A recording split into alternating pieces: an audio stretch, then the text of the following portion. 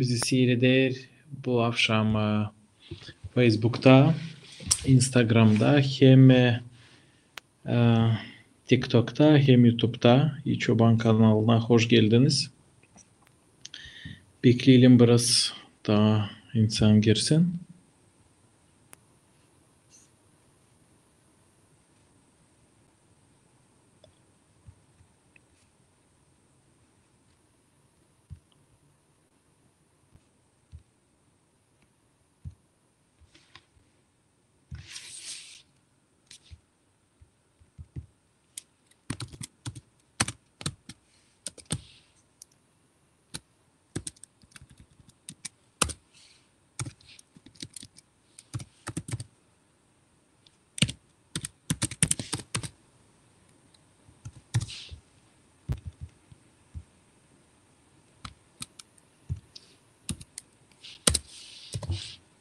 Siz işiterseniz beni izle, yazın Koyun Plus.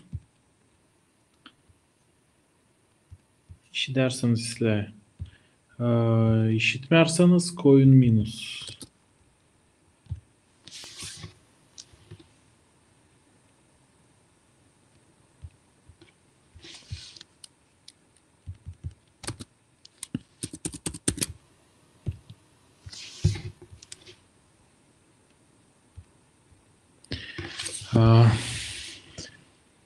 Hoş geldiniz. Hepsine kim bizi seyreder bu akşam. Biz İçoban kanalında okuyacağız bu akşam biraz yaratılış kağıdından. Biz artık fevral ayında hem Ardınç'a gitmesinde biraz okuyardık bu işleri. Yazınız kimde var evde Biblia Gagavuz dilinde ya da Rus dilinde Koyun Plus da biz varınca bu işi de biraz laf edelim.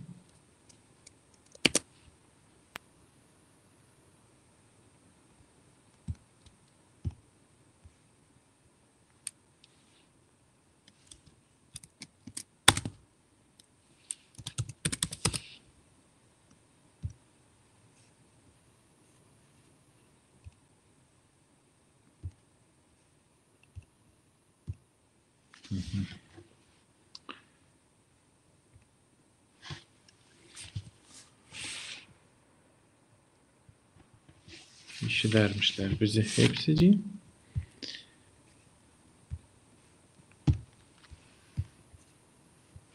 Chatta da görüyoruz. Okuyacağım. Yaratılış kağıdın 28. başına. İshak çağırdı Yakov'u da iyi sözleyip onu verdi böyle bir nasihat. Hanani kızlarından kendine karı alma. Git Padan Aram toprağına, ananın babasının Betuel'in evine, da evlen Dayka'nın Lavan'ın bir kızına. İyi sözlesin seni büyük kuvvetli Allah, koyapsın öyle, ani senin soyun doğdursun, hem ziyedilinsin, ani ki senin soyundan çekilsin bir alay halk. Allah Avram'ı iyi sözlediği gibi iyi sözlesin seni hem senin soyunu. Da sen çorbacı olasın. O topraklarda nerede yaşarsın? Nice yabancı. O topraklarda hani Allah verdiydi Avram'a.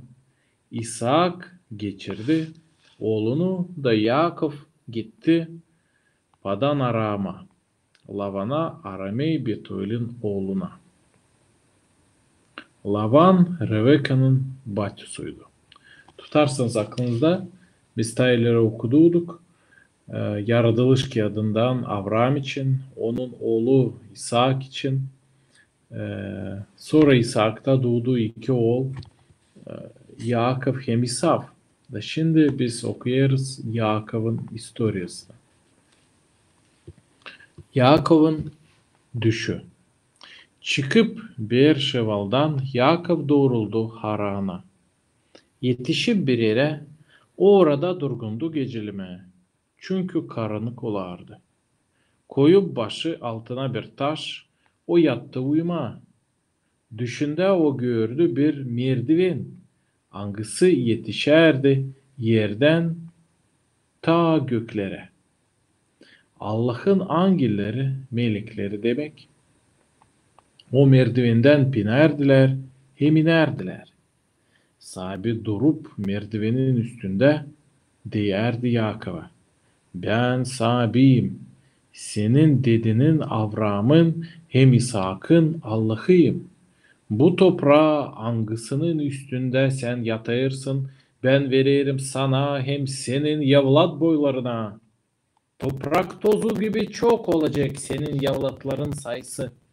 Onlar dağlıcıklar dört tarafa, gün doğusuna hem gün batısına, Poyraz'a hem Ülyana doğru. Yeryüzündeki hepsi soylarına iyilik olacak senden, hem senin yavlat boylarından. Ben senin yanındayım. Nereye de gitsen ben koruyacağım seni, hem getireceğim bu topraklara geri. Ben senden ayrılmayacağım. Tamamlayacağım hepsini ne sana adadım. Uyandığının Yakup dedi. Akına sahibi burada. Ama ben bunu bilmerdim. Ne korkunç bu yer dedi o titsinip. Bu Allah'ın evidir. Göklerin kapısı. Ertesi sabah Yakup aldı o taşı, hani koyduydu başı altına. Koydu onu dikine de döktü üstüne zeytin oluyunu ayızlama deyini. Bu yerin adını koydu Bet-El, Allah'ın evi. Kasabasının ileriki adıydı Luz. Sonra Yakup yemin edip adadı. Eğer Allah benimle olursa, koruyarak beni yolda, bana yiyecek kemruba verirse, hem ben sağ selam babanın evine dönersem, o zaman sahibi benim Allah'ım olacak. O nişan taşı hangisini ben dikine koydum olacak Allah'ın evi. Hem her bir işten ne sen bana verirsin, 10. payını ben sana vereceğim. Bitti Yaratılış Kağıdı'nın 28. başı. Biz okuduk. Nice Yakup yollandı ana baba evinden uzak taraflara. Arama kendisine gelin. Bu anlatma yazılı Biblia'da, Biblia'nın ilk kağıdında. Biz okuduk. Hani Yakup görmüş bir düş. Pek meraklı düş.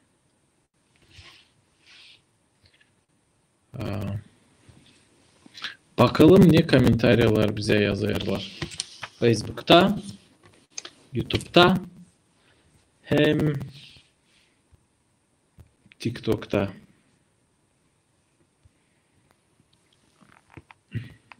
TikTok'a yazarlar. Selam. Beni bilermişler. Ben sizi bilirim. Selam aleyküm yazarlar. Hoş geldiniz efendimize. Bizi Çoban kanalında bu akşam okuyoruz Yaratılış Kağıdı'nı. Biblia'nın hem ilk kağıdın 28. başını okuduk artık. 29. başa şimdi geçeceğiz. İyi Çoban kanalı o ilk Gagavuz Hristiyan kanalı. Biz burada laf ederiz derin işler için. Allah için, insanlar için, yaşamak için, hem ölüm için, o işler için. Angıların için başka kanallarda laf etmiyorlar Gagavuz dilinde. Sevgili dostlar, biz şimdi efirdayız TikTok'ta, TikTok'ta, Facebook'ta, hem YouTube'da.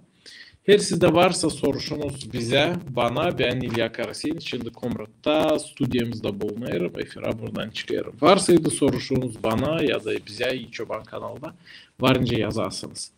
Biz artık birkaç yıl önce varız, başladık video yapmaya Gagavuz dilinde derin temalar için.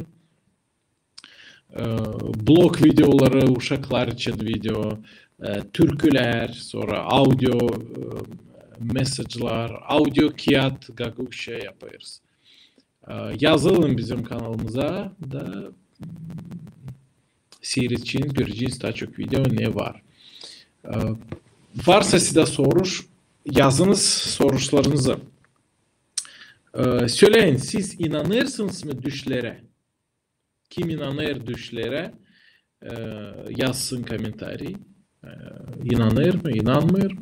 Hem de söylesin niçin инанер. Дорогие друзья, мы сейчас на канале Ичобан. В этот вечер 6 марта выходим в онлайн-эфир, и мы ведем беседу на тему сны. И к этой теме нас подвело чтение 28 главы из книги Бытия, первой книги Библии. Если у вас есть дома Библия, можете смахнуть с нее пыль и взять ее наконец-то в свои руки, чтобы почитать вместе с нами в этот вечер ее. Ну вот, собственно, Библия у меня есть на русском здесь под рукой, такие тоненькие странички у нее, специальные библейские страницы. Но вот в этой руке у меня первая книга Библии, то есть первый кусочек вот этой Библии на гагаузском языке. Это Институт перевода Библии, который расположен в Москве, перевел эту книгу «Бытие», да, первую книгу Библии на гагаузский язык. И вот нам уже есть комментарий в Фейсбуке. Да благословит вас Господь, пишет нам многоуважаемый Табан. Друзья, верите ли вы в сны? Потому что это интересный вопрос. Потому что вот то, что мы прочитали в Бытие 28 главе, мы видим, что вот этот Иаков, младший сын Исаака, он отправляется искать себе жену в далекое царство-государство, и по пути, проходя пустыню, он остается на ночь там, посреди этой пустыни, и кладет под голову себе камень. И в эту ночь он видит такой сон, видение, как будто лестница большая с неба до земли, и ангелы Божии ходят по этой лестнице вверх-вниз, а наверху этой лестницы сам Бог. И Якова шокировал этот сон, и он сказал: оказывается, Бог в этом месте есть, а я и не знал. И он ставит этот камень как памятник туда и называет это место Бет-Эль или Виф-Иль. С древнееврейского это переводится «дом Бога», Божий дом, Бет-Эль Аллахын Еве. Давайте посмотрим на комментарии. Пока что нет комментариев у нас.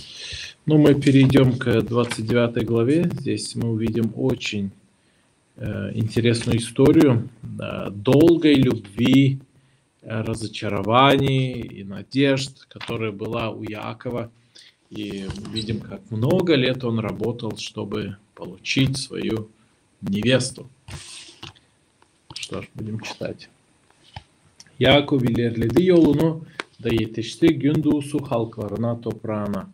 Kırda o gördü bir pınar. Onun yanında da 3 koyun sürüsü.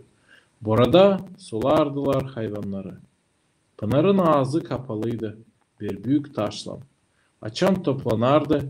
Hepsi sürüler, çobanlar aktarardılar o taşı. Sonra da gene yerine koyardılar. Kardeşler, nerelisiniz? Sordu Yakov çobanlara. Haranlıyız dediler onlar. O sordu. Nahor'un unukasını Lavan'ı bilirsiniz mi? Onlar dediler biliriz. Sağ Selem mi sordu o. Sağ Selem. Taman onun kızı Rahil gelir koyunlarla. Cevap ettiler onlar.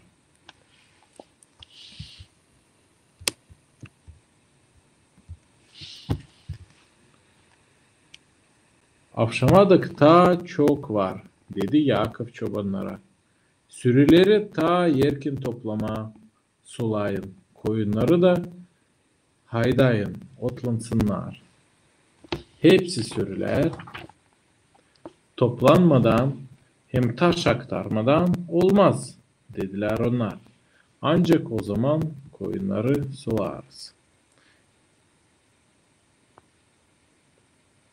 Yakov onlardan laf ederken yaklaştı Rahil, Lavan daykasının kızı, hangisi güderdi babasının sürüsünü. O çobanlık ederdi. Görüp Rahil'i hem Lavan sürüsünü Yakov yaklaştı pınara da aktarıp taşı suladı daykanın koyunlarını. Sonra öptü Rahil'i da bangır bangır ağlayarak söyledi. Anne o Rahil'in babasının senselesi. Rebeka'nın oğlu. Rahil kaçarak gitti söylemeye bu haberi babasına. İşitip anne onlara geldi kız kardeşin oğlu Yakov. Lavan o saat kaçarak gitti karşılama misafiri. Sarılıp öptü onu da getirdi evine. Yakov anlattı geçirdiklerini. Lavan dedi ona, sen benim sensilemsin, benim kanımsın. Açan Yakov Lavan'da kaldığından sonra geçti bir ay. Lavan dedi ona, benim sensilensin deyini parasız mı bana işleyeceksin? Söyle ne kadar yudek istersin? Lavan'ın 2 kızı vardı. Büyüğün adı Liya, küçüğün Rahil. Liya'nın gözleri yufkaydı. Ama Rahil'in hem yüzü hem boyu pek güzeldi. Yakov sevdalandı Rahil'e. Da dedi Lavan'a, küçük kızın Rahil için 7 yıl sana işleyeceğim. Ne büyük sevda da varmış. Ama işleyeceğim. Hani aleme vereceğim, ta iyi sana vereyim. Kal bende, dedi Lavan. 7 yıl Yakov çalıştı Rahil için. Ama o 7 yıl ona göründü sansın birkaç gün. Çünkü o severdi kızı. Sonra Yakov dedi Lavan'a, nerede benim karım? Geldi vakit evleneyim ona. Lavan çağırdı hepsi komşularını da yaptı bir konuş.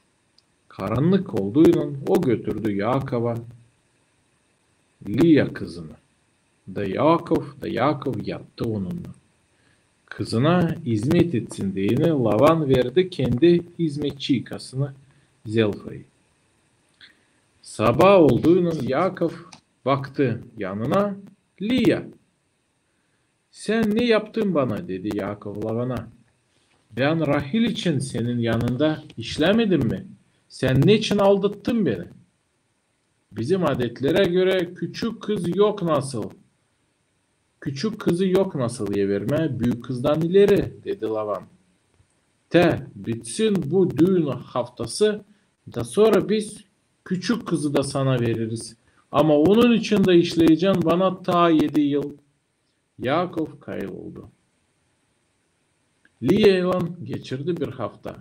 Sonra Lavan ona verdi Rahil kızını. Rahil'e hizmet etsin diyene verdi kendi hizmetçi ikasını Vala'yı. Yakov Rahil'le de yattı. O sevdi Rahil'i Liya'dan ta pek. Da işledi Lavan'a ta 7 yıl.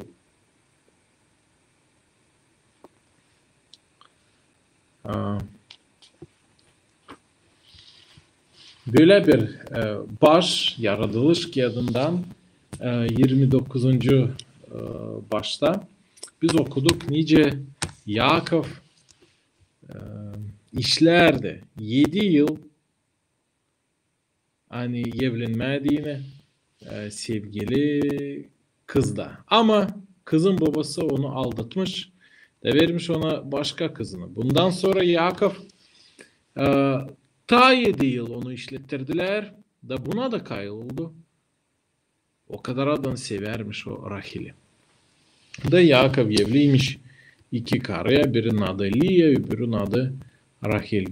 Görürsünüz mü ne büyük sevda varmış onda o kızlara. Bugünü gençler bu kadar çok beklemeye istemiyorlar. Doğru mu? Bakalım ne komentarlar bizde var.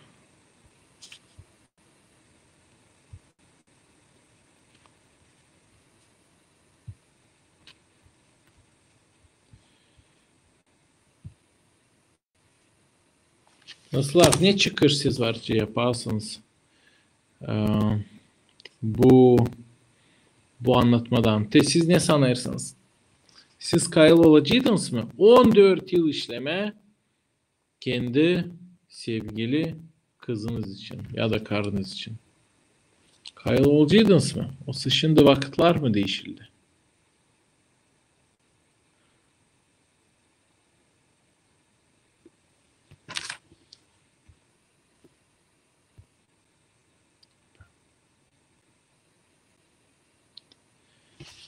Şimdiki gençlere hep gönül evlendirme bize yazar Mehmet. Sağ ol komentarınız için. Doğru. Bana kalsa şimdiki zamanlar hepsi pek hızlı başladı gitmeye. Bu teknolojiler, arabalar, işler pek çabuk gider da insanlar bekleme istemiyorlar.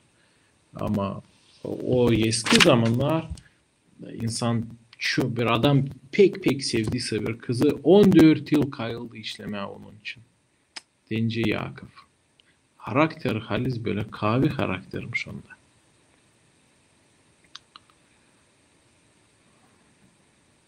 Aşk gibi seviye olduktan sonra her şey olur. Doğru yazarsanız.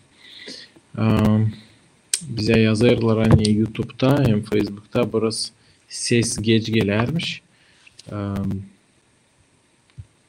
Dayanalım şimdi. Şimdi yok ne yapalım bundan? Sonra savşacağız düzmeye bu işi. Sevgili dostlar, biz artık efirdayız 22 minut. Bu akşam biz okuduk Biblia'nın ilk adından Yakov'un historiası için. Nice o evinden gitmiş uzak tarafa. Da kumların ortasında, pustiyalık ortasında kaldığıyla gecelemiş orada da gecelerken orada ona tamam bir düş gelmiş. O görmüş. Melekleri angillerince gökten yere inerler. Göke kalkarlar. Bir büyük merdiven görmüş de anlamış. Hani Allah var o yerde de koymuş oraya bir taş. Unutmama bu olayı. Bundan sonra da o zaman Allah ona söylemiş. Hani ben seni bırakmayacağım. Ben olacağım seninle. Girgin oldu. Bu vermiş kuvvet. Bu olay vermiş çok kuvvet Yakov'a. Da o kadar adam kuvvet hani o 14 yıl işlemiş o kız için Rahil için hem Liye için. Bakalım ne bize yazarlar. İşlemeciydi mi lazım yazar bize TikTok'ta bir çocuk. Bilmiyorum ne ben yapacağım. Ben savaşıyordum anlaşma. Ama böyle büyük sevgi varmış Yakov'da. 14 yıl işlemiş bir kız için. Kızın babası da şal vermiş. Yalancıymış. Aldatmış onu. Da ilkin vermiş ona Li, dil güzel kızına. Sonra da Rahil'i güzel kızına. Sevgili dostlar yapalım birkaç çıkış. İlk ne de uzağa biz gitmerseydik her zaman yanımızda Allah bulunur. Her biz onu seversek, ona inanarsak, ona dua edersek o bizi hiç bırakmayacak. Her zaman yanımızda olacak. Bunu unutmayın. O merdiven göklere her zaman yanımızda. Sadece gözlerini kapa da dua et. Hemen yanında olaylar. Gökler bize pek yakın. Da İsus Hristos geldi bu yeryüzüne yapma dini gökleri hem yeri pek yakın birbirine. Da o var bir köprü gökün hem yerin arasında. Bundan sonra 29. baştan daha bir çıkış varınca yapalım. O hani büyük sevgi varkana insan saymıyor yılları. İşini, parasını, kuvvetini, enerjisini hiç saymıyor. O kadar adam büyük sevgi var. Bugünkü günü böyle büyük sevgi olur mu, olmuyor mu? Hadi bakalım ya yazın. Böyle büyük sevги богу olur mu, olmuyor mu? Дорогие друзья, мы прочитали сегодня 2 главы из книги Бытия, первой книги Библии. Бытие 28, 29 глава. В 28 главе мы увидели, как Яков увидел сон, когда уходил из дома в далекую страну, чтобы найти себе невесту. И в этом сне Он увидел ангелов, поднимающихся на небо и спускающихся, и сам Бог ему сказал, что он рядом с ним, и он его не оставит и не забудет. Также в 29 главе мы увидели удивительную любовь Иакова, как он 14 лет работал за право получить себе жену и невесту, девушку по имени Рахиль. Она была очень красивая и стройная. Но отец Рахили был такой хитрый, что когда Яков 7 лет отработал, он должен был дать ему Рахиль, но подсунул ему ночью, видно, такие традиции были, я не знаю как, но Яков не видел, с кем он спит первую брачную ночь, и вот Яков ему, Лаван, отец вот этих двух молодых девушек, подсунул ему старшую дочь, которая была не очень красивая и слаба глазами, и вот Яков оказался мужем Лии, старшей дочери. Обнаружив утром обман, он прибежал к тестю своему, сказал: ты что делаешь? Я же просил себе невесту, жену Рахиль, я же 7 лет работал за нее. Тогда Лаван говорит: еще 7 лет отработаешь, тогда дам тебе Рахиль в жены. А пока терпи. И вот Яков без раздумья согласился. 14 лет этот человек работал, чтобы тесть, вот такие были времена, чтобы тесть дал ему в жены свою дочь Рахиль. Вот вопрос на обсуждение в комментариях. Сегодня готовы ли молодые люди ждать и работать, то есть фактически бесплатно работать 14 лет, просто за хлеб и воду, да, за еду, но без дохода, бесплатно работать 14 лет за право получить себе любимую девушку в жены? Готова ли сегодняшняя молодежь и готовы ли вы, дорогие зрители? Пожалуйста, напишите в комментариях об этом. Посмотрим, что нам пишут еще в Инстаграме.